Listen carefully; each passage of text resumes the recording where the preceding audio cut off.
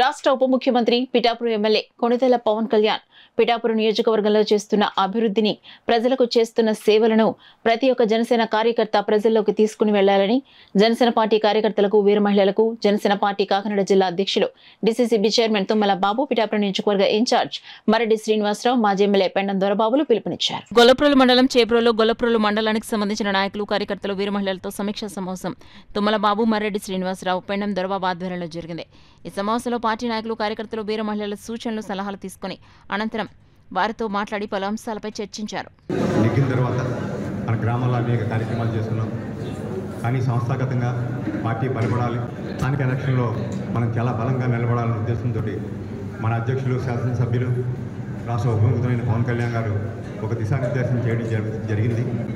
దానికి సంబంధించి ప్రతి గ్రామం నుంచి 5 మెంబర్లు ఎంపిక చేయడానికి 5 సభ్యులు కూడినటువంటి కమిటీ వేయడం జరిగింది.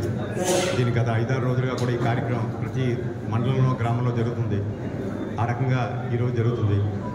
దీని యొక్క ముఖ్య ఉద్దేశం ఏంటంటే ఈ 5 మెంబర్ల కమిటీ వేసిన తర్వాత పవన్ కళ్యాణ్ గారి యొక్క ఆదేశాల మేరకు ఈ సమీక్షలు జరుపుకుంటూ ఉన్నాం. వారి ఆదేశం ఏమిటంటే పిఠాపురం నియోజకవర్గంలో ఉన్నటువంటి 52 పంచాయతీలు మరియు 2 మున్సిపాలిటీల్లో ఉన్నటువంటి వార్డుల్లో అన్నింటినీ కూడా సమావేశాలు ఏర్పాటు చేసుకుని వారి నుండి ఒక 5 సభ్యుల్ని ఒక కమిటీగా ఏర్పాటు చేసుకోవాలనేటువంటిది అధ్యక్షుడు గారి యొక్క ఆలోచన. దానికి కారణం